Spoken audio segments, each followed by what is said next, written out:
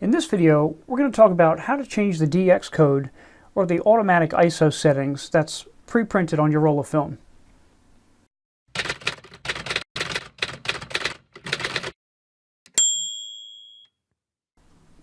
What's up, guys? Today I want to talk about how to change the DX code on your roll of film.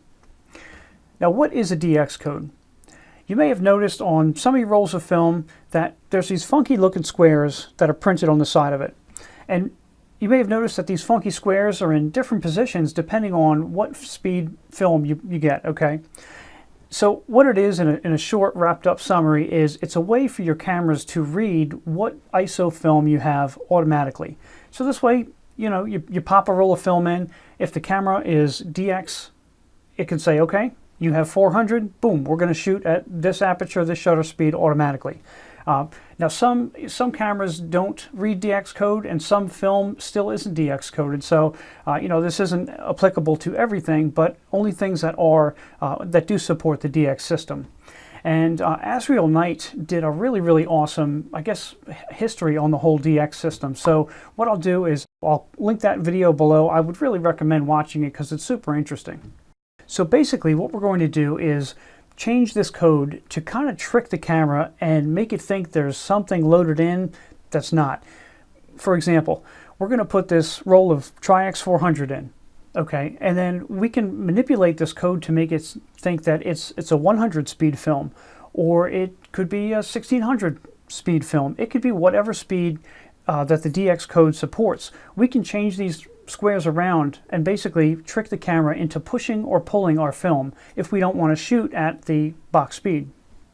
Alrighty, so before we get into this, I just want to show you real quick on my Olympus where these pins are. If you look on the inside, any DX supported camera is going to have these metal tabs or metal fingers coming out. And basically, canisters are metal, and these tabs are going to lean up against these sections of metal or the squares, which is basically going to block the it's an electrical signal that goes through and is grounded out. And depending on how we alter these, the signal or the current will or will not make it back through these tabs.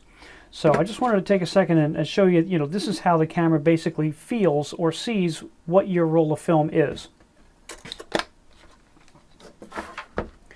All right, so there's 3 rolls of Tri-X here. One in the center is box speed, that's at 400. The one over here we've pulled to ISO 25. The one over here we've pushed to ISO 1600.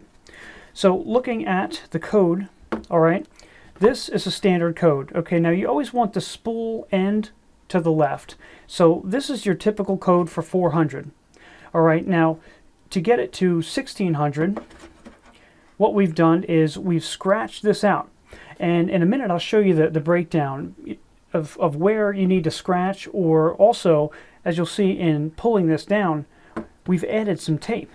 And all you're doing here is you're either scratching away this print, which is going to allow the electrical contacts to feel the canister and read something different, or if there's already something scratched away from the factory, we're just going to add some electrical tape to that section so it's insulated and that little metal feeler will not feel it and it thinks it's something different. So now I used red tape here. You can use, I just did that for the camera so it's easier to see. Black electrical tape, just your standard electrician's tape, works just as well, but this red was easier to see. So as you can see, you just take a penny or some scissors and you can kind of like a scratch off, like a lottery ticket, you know what I mean? You just scratch it off and that's it. Real quick, I'll break down what all this gibberish means here. Now, the DX code, while it looks like a bunch of jumbled up squares, it's split into 3 sections. With the spool of the film spool facing to the left, those upper and lower left hand all the way over to the left, those 2 terminals are always going to be uncovered. They're going to be the ground, okay? And when we're basically working with changing the film speed, you're only going to be concerned with the top row. Okay, so everything that we really need to do is going to be up in this top row here. Now the bottom left hand side, that's going to be the number of frames, be it 12 through 72, or the bottom right hand corner, that's going to be for your exposure compensation, you know, whether you're going up or down a couple EV values. For our purposes, again, we're just going to hang on the top row there. Okay, so what do you do if your film does not have any DX code whatsoever? Well, here comes the bonus round. Get yourself some aluminum foil, like this, a little bit of electrical tape, and some scissors, and you can basically model, going by the diagram. You put your aluminum foil, or you tape your aluminum foil to the section of film, and then taking your tape, you can basically block out sections that would create that DX code.